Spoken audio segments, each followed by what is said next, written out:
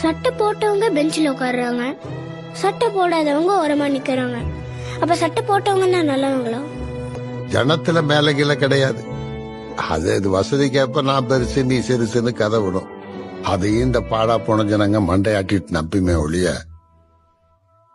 ஏன் எதுக்குன்னு கேள்வி கேட்க தெரியாது. பூனைக்கு பயந்து ஊரை சுத்தி போறாங்க பாரு, அதுதான் மூட நம்பிக்கை.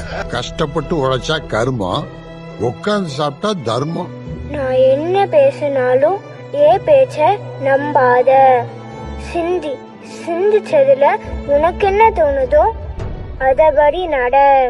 வயிற்று பசி உடம்ப வளர்க்கும், அறிவு பசி மனுஷத்தன்மையை வளர்க்கும். குறிப்பாக்காம சொல்றது எவ்வளவு ஆபத்தோ அதை விட ஆபத்து சிந்திக்காம பேசுறது. வாழ்க்கை அவன் வாழ்றதுக்கு மட்டும் கிடையாது, மத்தவங்களுக்காக வாழ்றதுக்கும் தான். சிந்திக்கிறவன் மனுஷன், சிந்திக்காதவன் மிருகம். சிந்திக்க பயப்படுறான் பாரு, அவன் கோழை.